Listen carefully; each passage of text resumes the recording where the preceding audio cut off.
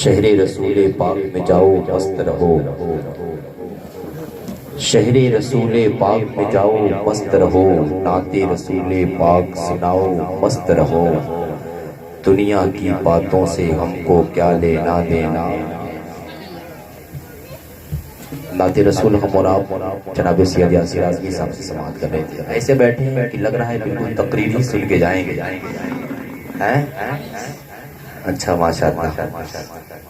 ہاں ورنہ ایک جلسے میں ایک مولانا صاحب تقریر کر رہے تھے، ان کی عادت یہ تھی کہ وہ 1 گھنٹہ بولتے تھے، پہلی بار آنکھ بند کرتے آدھا گھنٹہ پہ کھولتے، دوسری بار آنکھ بند کرتے پورے 1 گھنٹے پہ کھولتے تھے۔ ایک دیہات میں تقریر کرنے چلے گئے، پہلی بار آنکھ بند کر کے آدھا گھنٹہ کے بعد کھولے تو آدھے لوگ غائب ہو گئے، دوسری بار جب آنکھ بند کر کے پورے 1 گھنٹے پر جب کھولے تو بس 2 لوگ بیٹھے ہوئے تھے۔ مولانا غصے میں آگے بولے کہ آپ لوگ بھی چلے کیوں نہیں گئے، کیوں بیٹھے ہوئے، چلے جائیے۔ تو ایک صاحب نے کہا حضرت جس کرسی پہ بیٹھ کے آپ تقریر کر رہے ہیں وہ کرسی میری ہے اس لیے میں بیٹھا ہوں۔ دوسرے نے کہا حضرت جس مائک میں آپ بول رہے ہیں وہ مائک میرا ہے اس لیے میں بیٹھا ہوں، لیکن آپ لوگ تو ماشاءاللہ بیٹھنے والے لوگ ہیں۔ انشاءاللہ مفتی صاحب قبلہ تشریف رکھتے ہیں اور آخری تقریر حضرت کو اچھے طریقے سے معلوم ہوگا کہ کون سی بات کہاں کتنی دیر تک کہی جائے گی۔ انشاءاللہ آپ کے چہرے کے 12 بجنے اور گھڑی کے 12 بجنے میں ابھی وقت ہے، ابھی 10:01:47 ہو رہے ہیں، ادب کے ساتھ بیٹھے رہیں، انشاءاللہ وقت پہ پروگرام اختتام ہوگا۔ بہار طیبہ سے ہو مشرف، وہاں کی شام و سحر سے کھیلے، کہتے سبحان اللہ۔ بہار طیبہ سے ہو مشرف، وہاں کی شام و سحر سے کھیلے، کبھی تو وہ دن بھی آئے یا رب، دعا ہماری اثر سے کھیلے۔ بہار طیبہ سے ہو مشرف، وہاں کی شام و سحر سے کھیلے، کبھی تو وہ دن بھی آئے یا رب، دعا ہماری اثر سے کھیلے۔ اور ریموٹ ماؤس کے سہارے، ریموٹ ماؤس کے سہارے مشین سے کھیلتی ہے سائنس، مگر میرے مصطفیٰ کی انگلی نظام شمس و قمر سے کھیلے۔ ریموٹ ماؤس کے سہارے مشین سے کھیلتی ہے سائنس، مگر میرے مصطفیٰ کی انگلی نظام شمس و قمر سے کھیلے۔ نظامت کے میدان کے بیتاج بادشاہ، بہت کافی عمر کے اولڈ ماڈل کے ناظم جنہیں حلیم حاذق کہا جاتا ہے، کلکتہ کے رہنے والے ہیں، انہوں نے کہا تھا کہ شافع حشر کی رحمت نظری جانتے ہیں۔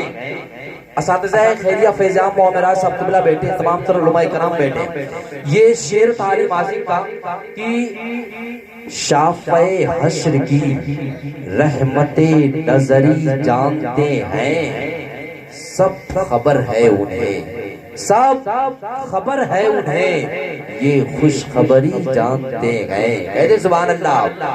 شافع حشر کی رحمت نظری جانتے ہیں، سب خبر ہے انہیں، یہ خوش خبری جانتے ہیں۔ آپ اپنی طرح سرکار کو کہتے ہیں بشر، حضرت دیکھیے گا، آپ اپنی طرح سرکار کو کہتے ہیں بشر، کہیے کیا آپ بھی شق القمری جانتے ہیں؟ آپ اپنی طرح سرکار کو کہتے ہیں بشر، آپ اپنی طرح سرکار کو کہتے ہیں بشر۔ عابد بھائی بہت اچھا شعر سمجھ رہے ہیں، کرسی پہ بیٹھے بیٹھے لوگ آپ لوگ پتہ نہیں کیا کر رہے ہیں، بس آپ کو کرسی پہ بیٹھے ہیں، میں بس میں بیٹھا کر کے اور حضرت کو کرسی پہ بیٹھا دیتا ہوں۔ ایک شاعر نے کہا تھا کہ پروانے کو چراغ ہے بلبل کو پھول بس، صدیق کے لیے ہے خدا کا رسول بس۔ پروانے کو چراغ ہے بلبل کو پھول بس، صدیق کے لیے ہے خدا کا رسول بس۔ جے پور کا ایک شاعر کہتا ہے کہ اب تو دیوانے بھی دیوانہ مجھے کہنے لگے، اب تو دیوانے بھی دیوانہ مجھے کہنے لگے، اور ہے منظور ان کو میری رسوائی کے بس۔ یہ بس کی صدا الہ آباد پہنچتی ہے۔ الہ آباد کا ایک شاعر کہتا ہے جانب دوزخ فرشتے لے چلے تھے جب مجھے، گنبد خضرا سے فوراً یہ صدا آئی کہ بس.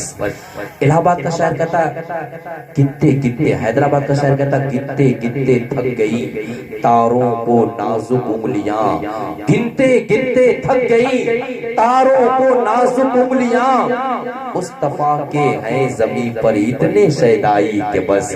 اب ایک آخری شعر. رضوان نے مجھ سے پوچھا کہ، یہ رضوان جنت کے داروغہ کا نام ہے، رضوان نے مجھ سے پوچھا کہ شجرہ دکھائیے، رضوان نے مجھ سے پوچھا کہ شجرہ دکھائیے، میں نے کہا حضور کی امت، کہا کہ بس.